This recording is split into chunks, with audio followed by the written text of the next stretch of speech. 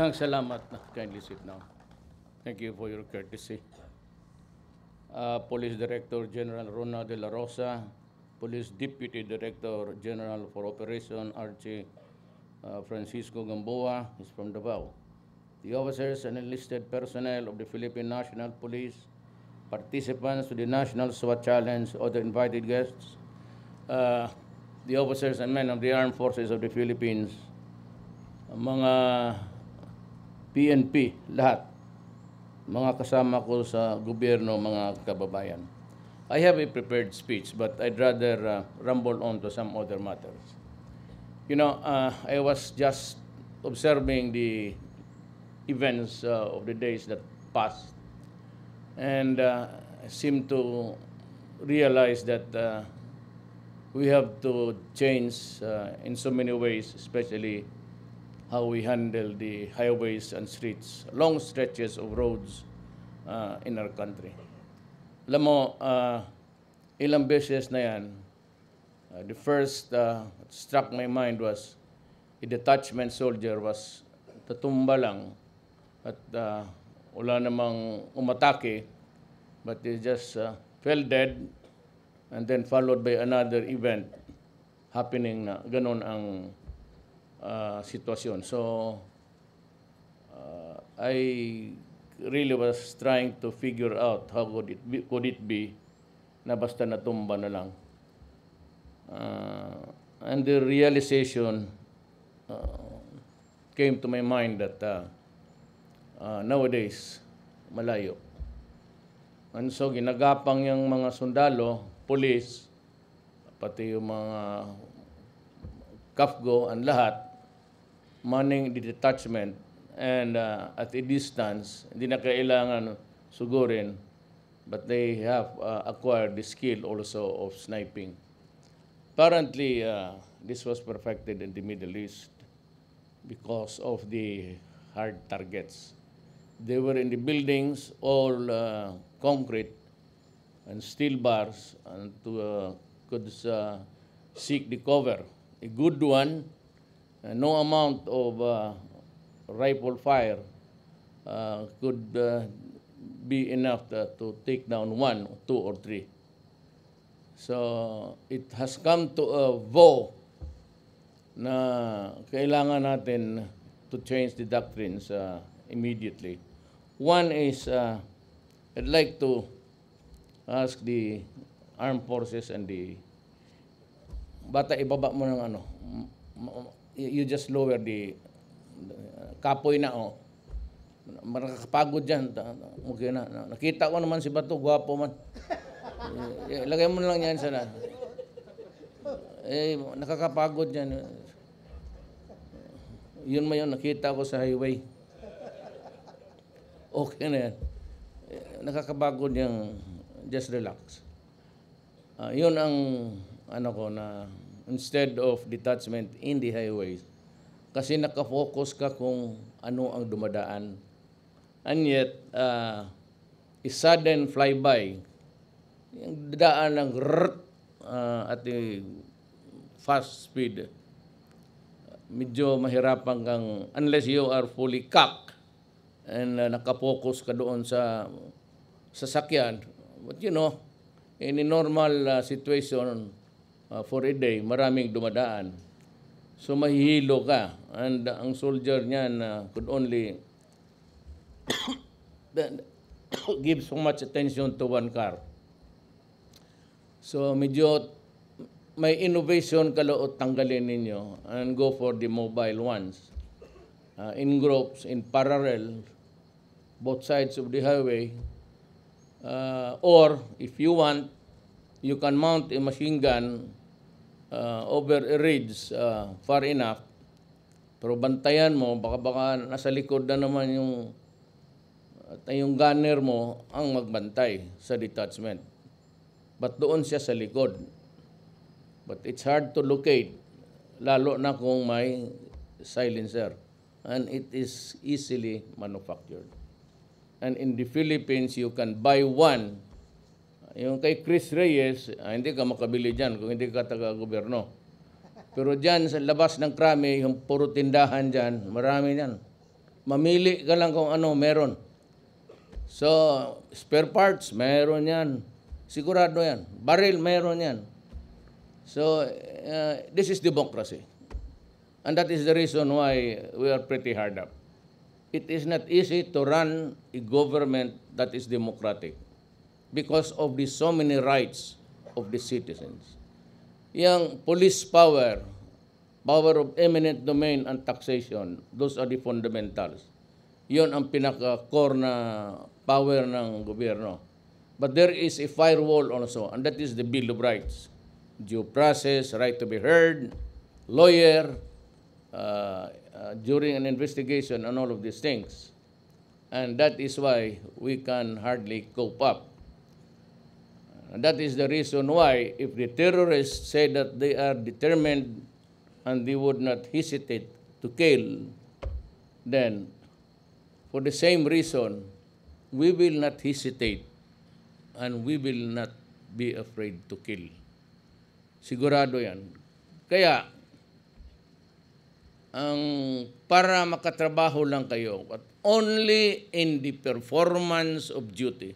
Ulitin ko performance connected sa trabaho mo nangyari. Whether intended or unintended, basta sa trabaho mo sa gobyerno, akin yan. Akin yan. So I'd like to announce, ulitin ko, in-announce ko na yan noon na back up ko kayo. And pagdating ng human rights o sino yung rapporteur dyan, ang order ko sa inyo, do not answer, do not bother. Why would we be answering? Bakit sino sila? And who are you to interfere in the way I would run my country? You know very well that we are being swallowed by drugs. Now there is an upcoming election for local barangay officials. Sabi ko sa kanila, I communicated, kay Bong, sabihin mo sa kanila, Congress, it's their choice. Hardly if it's ours.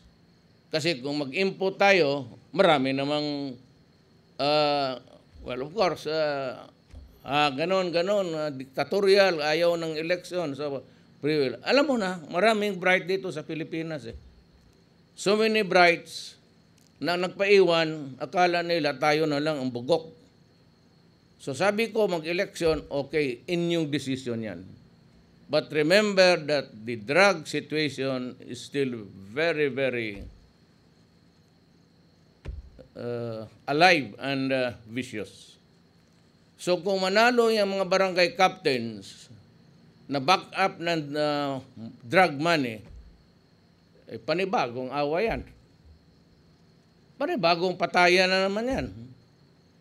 Ako hindi ko sinasabi na walang eleksyon o may eleksyon.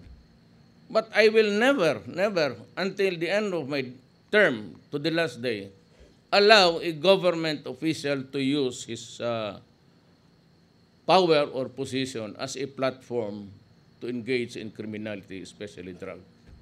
Di ko talaga tatanggapin yan. Let us be sure on that. Ngayon, kung magtrabaho tayo, tulungan tayo. Well, at the end of the day, kagaya ngayon, when all questions have been asked, then I would say, I take full responsibility. Kung hanapan lang kayong mali, huwag kayong sumagot.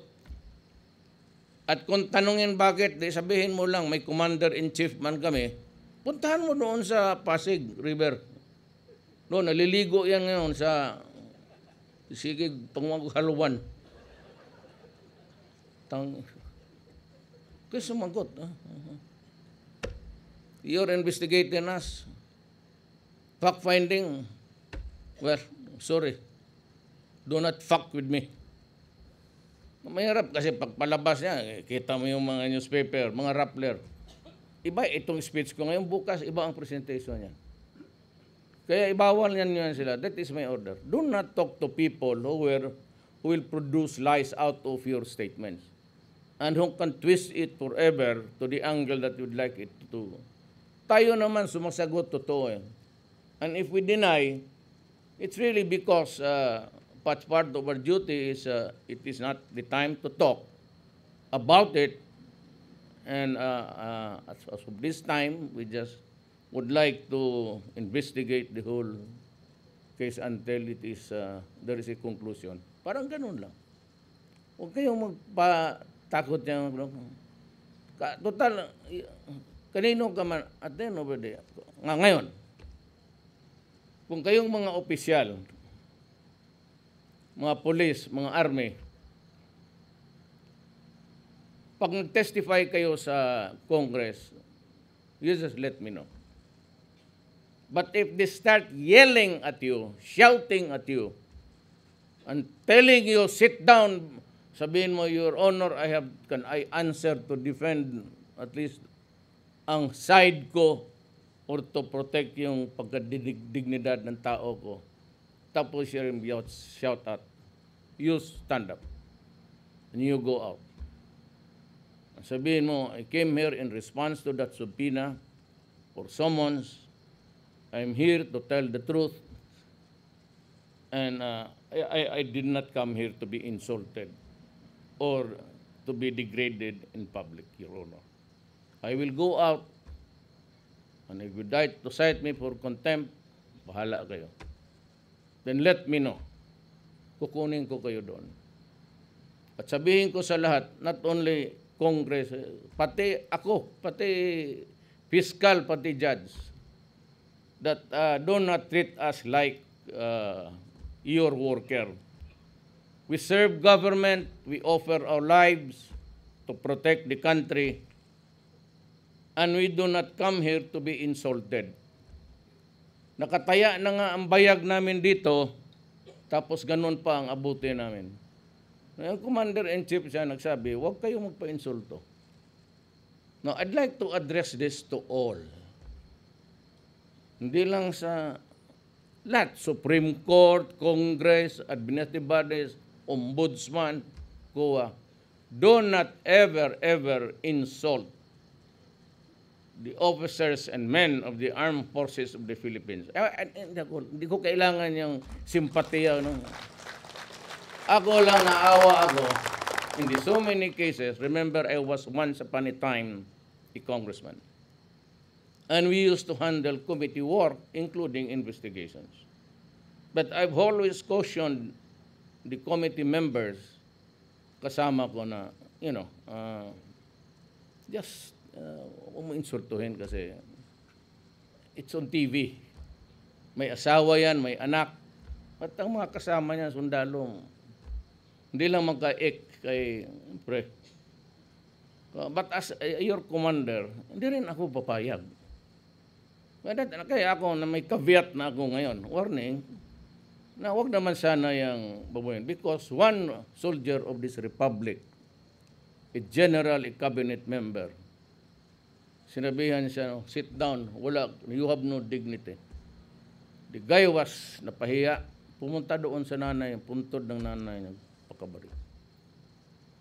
And all because of the charges of corruption, which he was not able even to make a statement because sinabihan siya, sit down. That can never happen here. Hindi ko sabihin magkagulo tayo. That will be the last thing that I will do. But do not just, the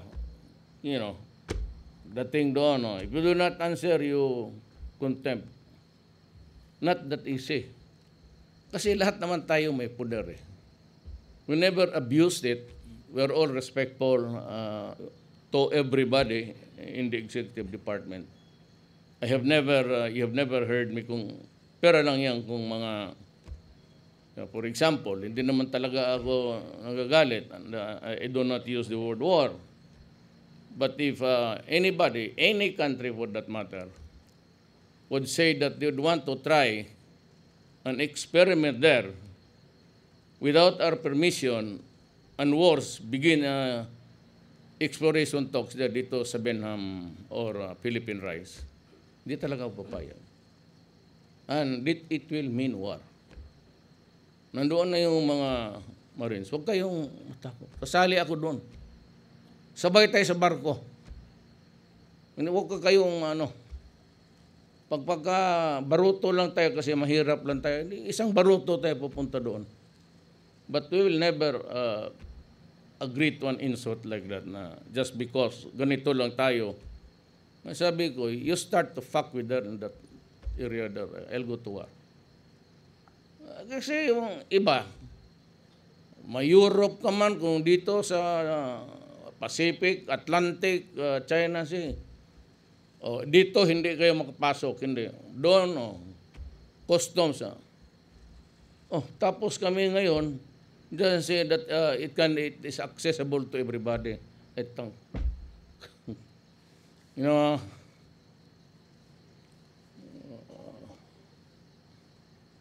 lahat naman tayo natatapos eh.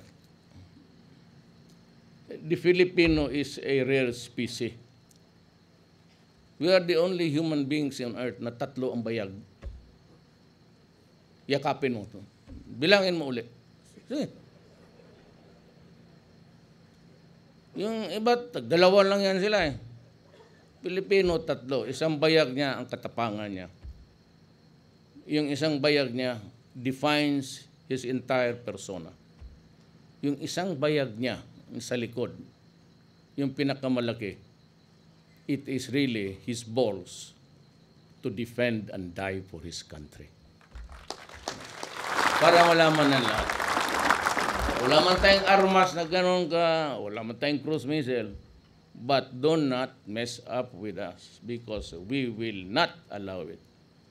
And if you have to, if it's time to go to heaven, so be it. Huwag kayong matakot. Mauna ako doon. Maniwala kayo. Mauna ako doon. Yung sabi ko, mag-jet ski ako doon sa China, kalukuhan yun. Wala ka na akong ibinroad.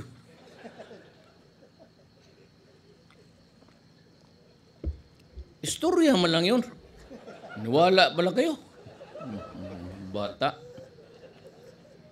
Para may buti ang diretso-diretso tayo. Kaya sa trabaho ninyo, huwag kayong magtakot. Ako na ang bahala. Ayaw ko na magsalita ng ano-ano. Basta ako, binasa ko yung Constitution. Tapos may nakita ako doon. Ito. Sige. Kahit tayo. Harassment, totoo, hindi. Sige. I-convict mo, i-file. Sabi nga ni Aguirre, Brad ko na yan, nasa pagkabinet pa. Sir, murder to. O, hindi, file mo. Hindi ako nakikiusap. Totoo yan. Tanungin mo yung Aguirre yan. Brad ko pa yan. Classmate ko. Hindi, file mo.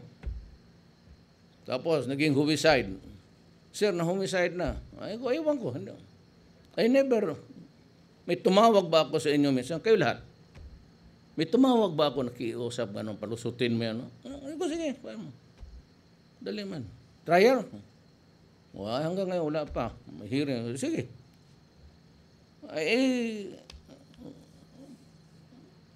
Sundalo pati pulis, hindi magtrabaho yan. Pero kung masabit-sabit lang naman, tapos wala pang abogado, tapos suspended, wala na ang pamilya, walang pagkain, ay putang ina, kalukuhan niya. Hindi ba papayag ng ganun? The rules must be changed. Kasi oras masuspend yung tao, wala ng sweldo. Paano yung mga anak? Paano ang pagkain? Tapos may kaso pa, nobody gives a shit because you have to look for your own lawyer at paghanap ka pa ng padrino, tulungan ka para makabayad ka everyday. Hindi pwede yung ganun. Pagka walang no such thing as loyalty na ganun. Bakit pasubo ko sarili ko tapos itong abutin ko. Ganun ang simpleng explanation dyan. So, respetuhan lang tayo. What I'm actually is driving at this. Tayo sa gobyerno ba? Kima-justice ka, kima-ombudsman ka, huwag kang masyadong yung sa bunganga. We will file this one. Why don't you just file it without talking?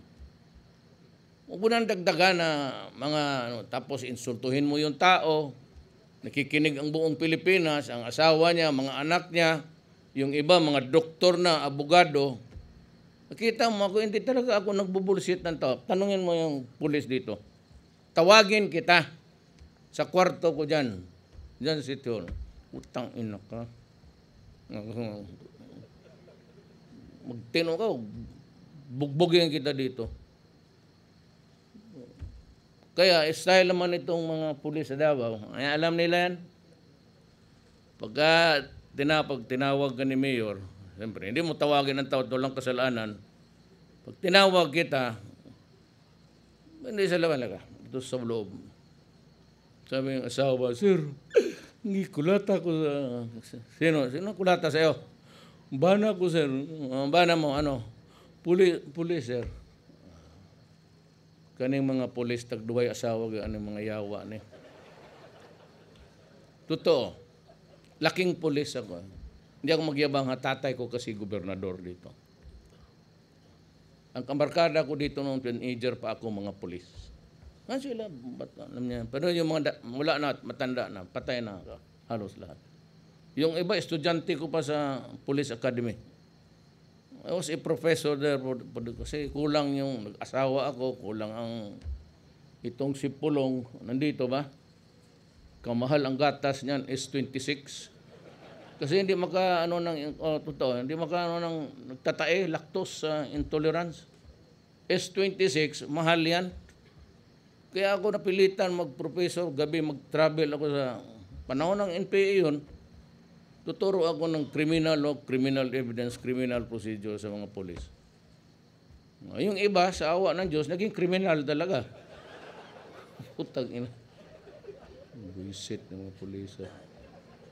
Kaya ako naman, may matay na polis dyan. Siyempre, mayor, pupunta ako.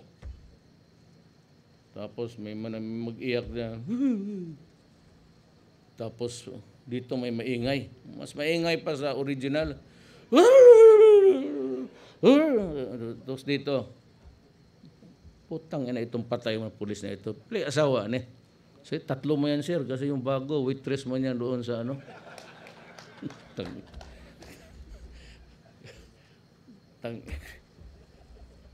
Ay, sus, memorize ko kaya. Laking pulis talaga ako. I can smell you a mile away. Ako naman, kaya ako basta yung, alam ko eh. Ay, mag-pulis. Magkain dyan sa durianan. Pulis ka. Pag humagkaon durian, tindog, wala bayad-bayad. Di pagkabuntag, yun, kanang mga pulis, ni kaon og durian, wala bayad-bayad. Sabihin ko na dyan sa durian, mahal kasi rin eh. Minsan makapaibog mo yun. O sige, basta pulis, gaya lang. Ako na lang bayad. Ganon ko kayo, kamahal totoo. Tanong kayo na taga-Davao. Ganon sabihin ko, maibog eh. Ano bang naibog sa Tagalog? Parang naiimbir na kasi. Mahal ang durian. Baski na local. Mayroon ngayon. Panahon ba durian, Bong? Daghang general nga ilis man daw na sa kalimtan ng ilang Viagra. Durian na lang. Kaya idara mag-general ka? Tuo ka ba na? Sabagay noon, uglaing babae, pero hardly. May numdong na yung lang asawa, wala kuyos pa sa... So, those are the things that I'd like to... terrorism will stay for quite a time. I predict that it would not go out of this planet within the next 5 to 10, maybe 7 years. Isang kalaban natin yan. Yan talaga bakbakan yan. At walang atrasan dyan. I will not, for the life of me, patayin na lang nila ako, I will not allow. Alam mo, nanay ko, Mistisa Maranao. So wag mo akong bulahin yung gamitin mo yung holy name ni Allah. papatay ka ng tao, sisira ka ng, for no reason ato. That is totally, yung tenets ng Islam, alam ko. So, wag nila akong bulahin dyan sa, hindi talaga papayag. Itong NPA, isa pa itong mga ugok. Bantay kayo dyan. Kay lahat binibigyan ko, by July, every soldier will have a handgun. Wala kayo noon yan. Binibigyan ko kayo. If you had been taken, yung na-isparo, so one of the authorities dito, yung mga, hindi ko na pangalanin, yung mga Philippine Constabulary na assign dito, nag-retire, I commission them again to go out and give lectures. Madali lang naman yan. Tama yan eh. Pag gising mo sa umaga, tingnan mo lang, buka ka, may kamera eh. Click mo. Bantayan mo lang yung mga tao na nakaupo, parang naghihintay. At kung may ano ka, lapit mo, zoom mo yung, minsan nagsigarilyo, mga 4-5 ka, may hinihintayan. Alam mo kung sino hintay? Ikaw. Kaya pagka ganun, tapos may isa dito, yung ganun yan sila eh. Sakay ng jeep, isang kanto, pagdating sa kanto para. Sakay na naman jeep dito, para dito. Pag ganun-ganun lang yan sila, para yung mobile. Tapos dito yung tunay, dito yung magbigay ng direksyon. Pag sinyas yan, lalabas na, minsan iba ang papasok. Iba ang titira. Pero sinisiguro nila yun yung target. So yun minsan yung target ng inom ng orange, walang ginawa kundi magbigay lang ng signal. Pag tindig niya, yun. Kaya kayo, bantay talaga. Pag nakita mo sa kamera, tapos paglabas mo, tignan mo uli, compare mo yung sa labas. O yung sa mga highway, yung mga army palabas sa barracks, I do not advise na para-para kayo ng sakyan. Ay total na, may gobyerno man, ubusin ninyo yung gasolina. Pagpahatid kayo ng ano, huwag kayong kukuha talaga, sigurado. Mainit masyado sa kanila yung baril. Kukunin yan. Minsan niya magdala pa ng bata, maglakad, daanan ka. Yung mga style ng dilis na hindi mo talaga akalain. Maglakaw ba, bata niya, o minsan yan sa detachment, sa gabi, so bantay ka talaga, ka-trigger ka palagi. Ngayon, naka-trigger ka talaga. Cock-and-lock ka, ibig sabihin. Sa yun sa mga sundalo. Huwag yung mag-load-load ka pa, but be careful sa procedure. Yung kamay, yung kating kamay na dyan sa trigger. Those are the things that you have to remember. We live in dangerous times. More dangerous than you, because we have so many fronts to confront.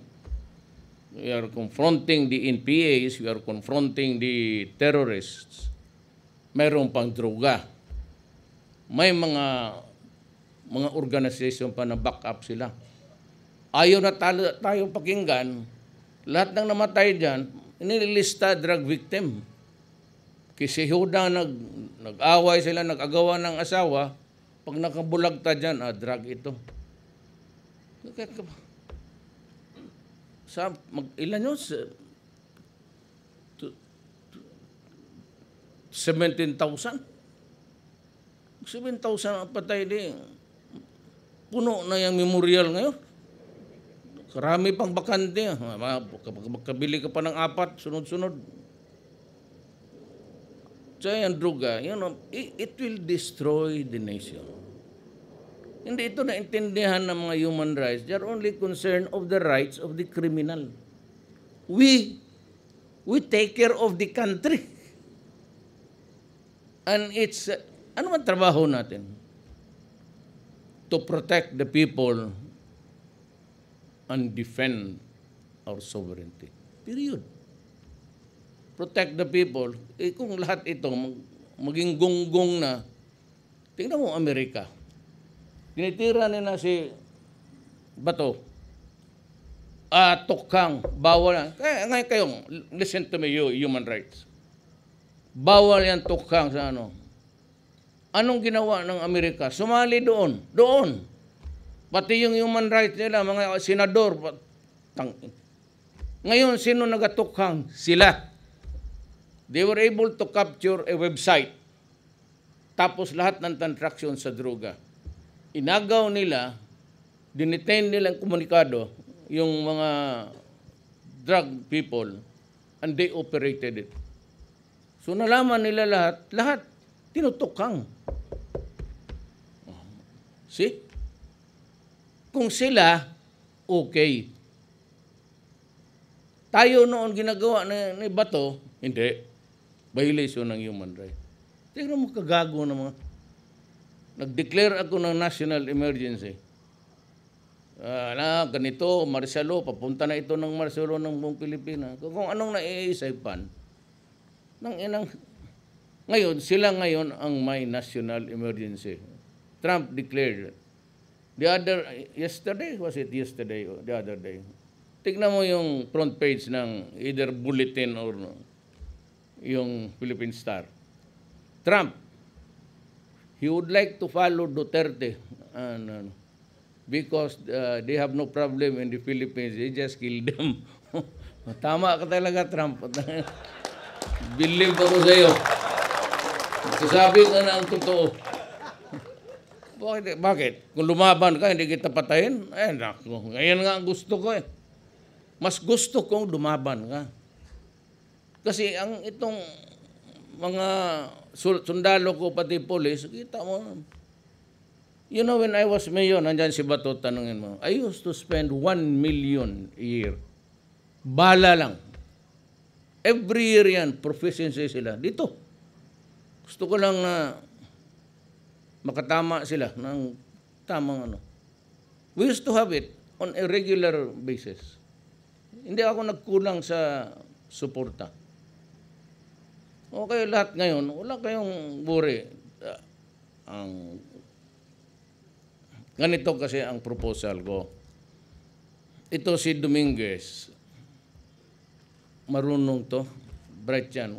Maliit pa kami dito. Valedictorian na yan eh. Hanggang nag-college.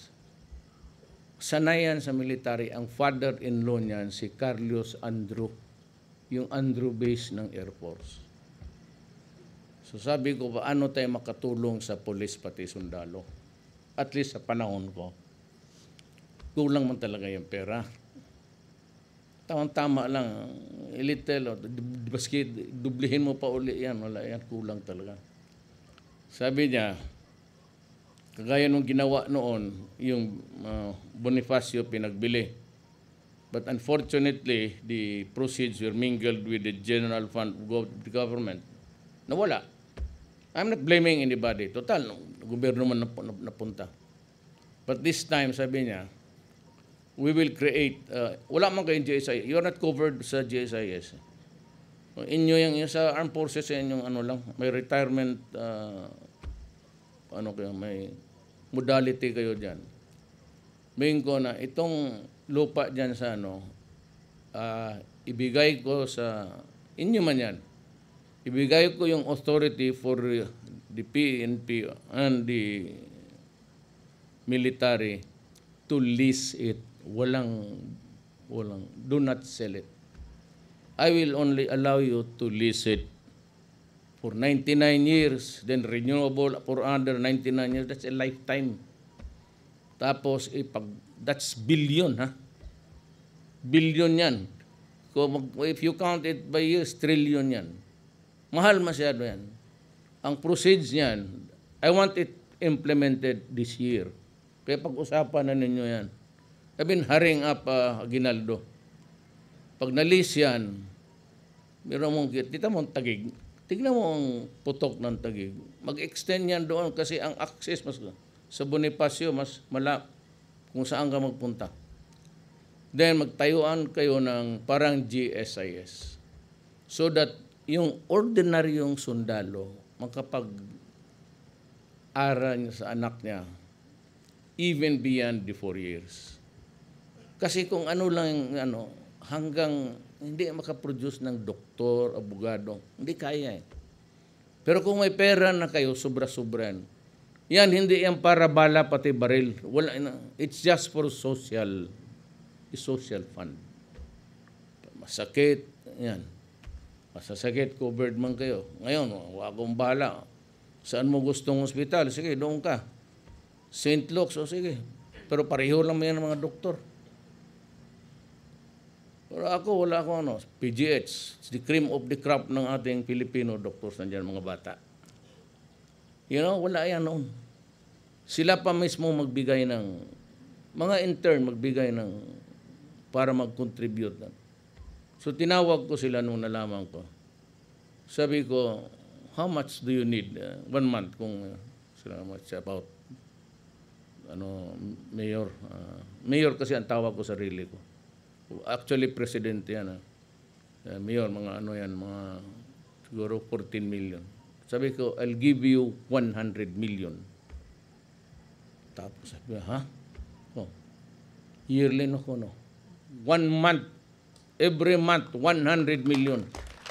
So kayo, baski na punta kayo doon, may medisina. 100 million a month. Itong veterans, binigyan ko ng 50 million a month. At tapos itong itong AFP, another 50 million a month. Yung kita ng pagkor nandyan sa inyo. Halos lang a big portion of the share to government coming from the gambling activities dito sa Pilipinas na pupunta sa inyo. Para sa inyo. So yung mga nag-retire na medisina, you can go to your hospital ninyo. Dito naman sa Davao, ganun rin eh. I-charge mo na lang doon sa hindi, si Inday. Colonel naman si Mayor. Puta na, kuyaw na yan. Mangulata yan na wala pang ranggo. Sarhinto pa siguro ngayon. Putang na, Colonel na. Bantay kayo dyan. Maldita yan. Iba sinabi ko sa inyo noon. Nabi yung may anak ako na patakbuhin ko ng Vice Mayor kasi pag hindi na ako qualified, siya na ang patakbuhin ko. Tignan mo. Hindi, mangulata. Pati yung sirip, buto-buto.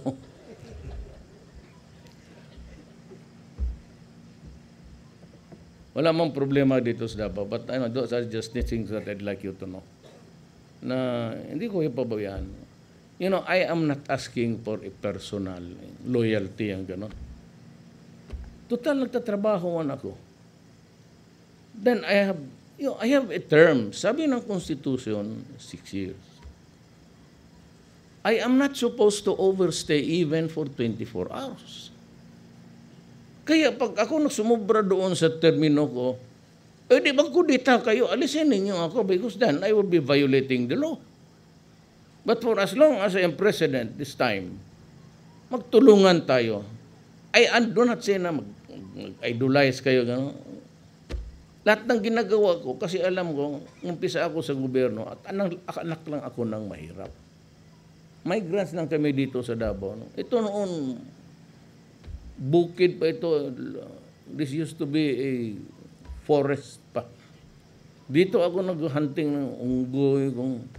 Siguro mga 3 unggoy dito. Dito, so kami, trying hard talaga. So, yun, gabihan na tayo, but I said there are things that, pero sa totoo lang, baka ang staff ko nandyan, baka magalit sa akin na, basahin ko na lang siguro, no? Kaawa naman. I am glad to join the leadership of the Police Regional Office 11 as the host of the very first PNP National SWAT Challenge. The maiden event celebrates the unwavering commitment of our law enforcement officers, especially those who receive elite SWAT training in the performance of their duties as protectors of our people. This 3-day competition not only showcases the skills and capabilities of the participants, but would also promote camaraderie, sportsmanship, and competitiveness among our police and military personnel. I thank our elite suite units for always being ready to take on critical, hazardous, and complex crisis situations. Your grit and determination have made you ready to take on the challenging task of dealing with criminality, illegal drugs, and terrorism. As we continue our work of maintaining peace and order across the nation, I direct the PNP, the AAP, and other law enforcement agencies to work towards inoperatively in your operations, professional training, and capability development. As coordinated approach at law enforcement will certainly ensure the success of all your missions and minimize government and civilian casualties in your operations.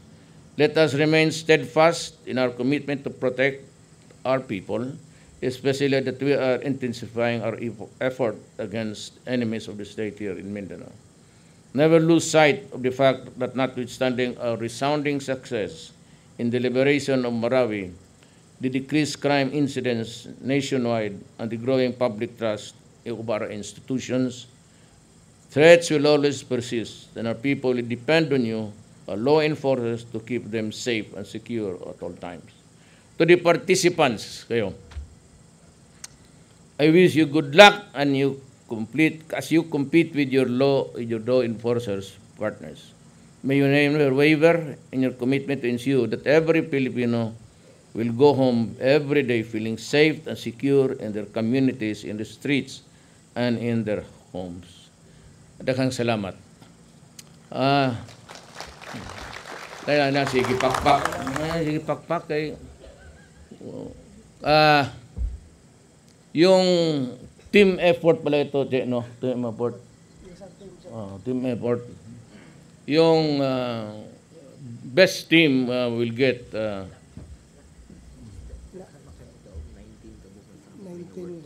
awards, 19 ka prizes are distributed na natin.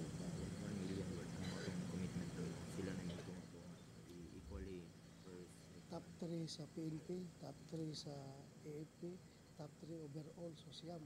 Tapos 10 stages na. Bawat stages may champion.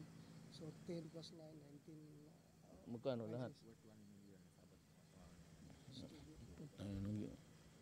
Sundalo, barat mo na. Yeah, I'll give you additional. Yung team effort man to, di ba? O yung pinaka number 1, I'll give you 300,000. In addition yung ni-release ko. Then the second team effort is 200,000. Tapos yung third is 100,000. Wala mong individual. Highest score, wala. Wala, sir, one by stage. Pero individual, sir, sa stage. Isang stage lang may individual. Ayun lang. Yung pistol na one-man team. Individual yun. Individual. Yung individual, 50,000. Bong, sugo ng pangawat. I'd like to thank you for this honor. I'm honored to be invited. Shooter rin ako, but my eyes nagwo-waver na kasi I'm 72 years old, but I don't wear eyeglasses. Pero hindi na ako not as in the younger days dito. Nung umpisa kami dito, noon, wala. Chicken yan sa akin. But that was when I was mayor many years ago. Ngayon, tumatanda ako. Na-miss ko yung isang balon. Pero kung babae yun, salamat at mabuhay kayong lahat. Thank you, Mr. President.